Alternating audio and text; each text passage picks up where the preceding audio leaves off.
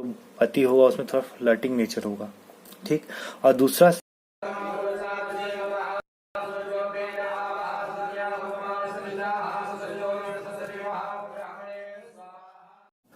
नमस्कार दोस्तों, जय माँ भारती। तो पूरे 9 साल की मेहनत मैं आपको दे रहा हूँ और सारे वैसे ही टॉपिक्स है जो आजकल के यूथ पूछते हैं और जानना चाहते हैं, लाइक लव मैरिज, डाइवोर्स। और उसको समझने के लिए आपको मेरे चैनल पे जाके ज्योतिष सीखे पार्ट 1 से 4 जाके देखना होगा, फिर आप जाके समझेंगे, क्योंकि उसमें मैंने बेसिक समझाए हैं, बहुत अच्छे से समझाए हैं, बहुत मेहनत से समझाए हैं। आज मैं बात करूंगा अर्ली डाइवोर्स। अर्ली डाइवोर्स बोले तो 1-2 साल में जो शादी टूट जाती है, इतनी जतन से, इतनी मेहनत से, इतना पैसा लगा के लोग शादी करते हैं, फिर भी 1-2 साल 3 साल में टूट जाती है, उसकी मैं बात करूंगा। वो नहीं कि आजकल मैं देख रहा हूँ कई आंटी अंकल आंटी 15-20 साल हो गए शादी के, 100 किया डाइवोर्स ले रहे हैं। हद है। मेरे सामने कई लोग, मैं डांटा भी हूँ, क्या आप लोग कर रहे हैं। ठीक है, तो आज अर्ली डाइवोर्स की बात करूंगा। और एक एग्जांपल कुंटी भी है मेरे पास, एक लड़की की। इसकी शादी कुछ 1.5 साल में टूट गई थी और बेचारी बहुत दुखी हुई, क्योंकि बहुत पैसा खर्च हुआ उसके माँ बाप का शादी में, और वो बहुत प्यार भी करती थी। तो सबसे पहला कंडीशन है 7th हाउस है राहु केतु। 7th हाउस जैसे पति का हाउस होता है या पत्नी का हाउस होता है, डिपेंड करता है कुंडली लड़की की, लड़की की। तो उसमें राहु केतु है। राहु केतु बोले तो एक परंपरा से हटके काम करने वाला, ठीक है। तो ऐसे भी यहाँ राहु है, तो इस लड़की कुंडली में तो पता चलता है लड़के के जरूर कुछ फ्लर्टिंग नेचर होगा लड़के का। मैं लड़के से तो नहीं मिला, लड़की से मिला हूँ बस।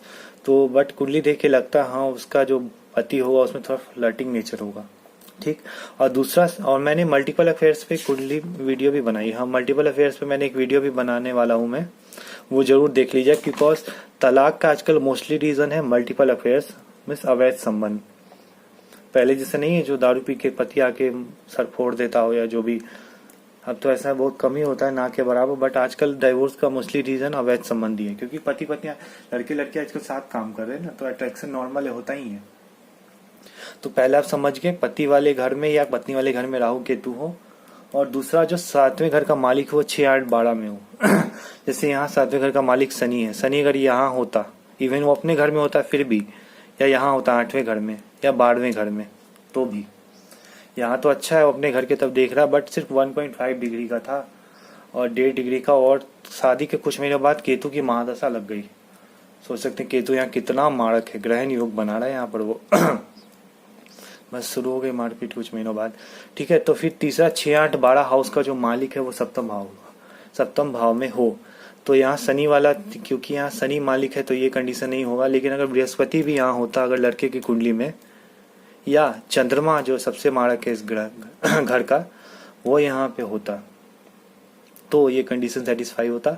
6, 8, 12 भाव का मालिक यहाँ होता।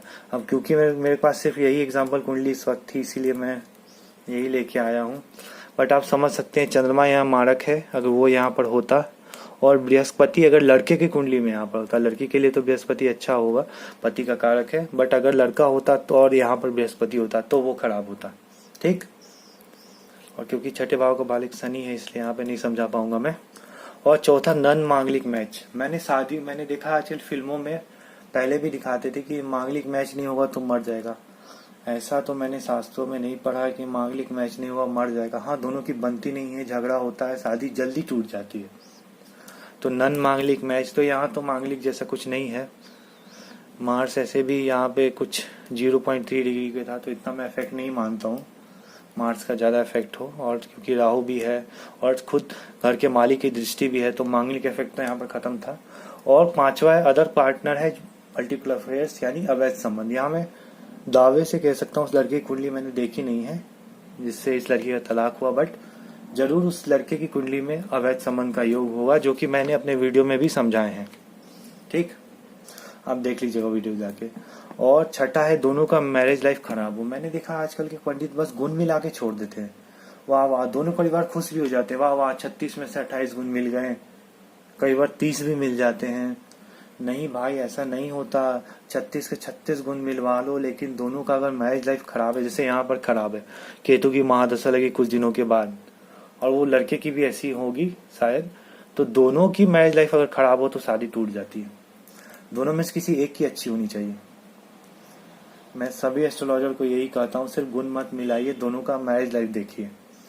दोनों में से एटलीस्ट किसी एक की तो अच्छी होनी चाहिए, तब शादी चलेगी। और दोनों की अच्छी हो तो फिर क्या कहना, तो मरते दम तक साथ निभाते हैं। पहले नहीं होता दादा दादी, दादा की 13वीं के दिन दादी भी मर गई, दादा अपने साथ ले गए। 13वीं के दिन कहते हैं ना, आत्मा धरती छोड़ के जाती है, तो वो उसी तरह की कुंडलियाँ होती थी। दोनों का मैरिज लाइफ अच्छा होता था। और अभी 3 पॉइंट और है, वे मैं नेक्स्ट वीडियो में समझा दूंगा। अब बेल आइकन दबा दीजिए please. Thank you, have a nice day.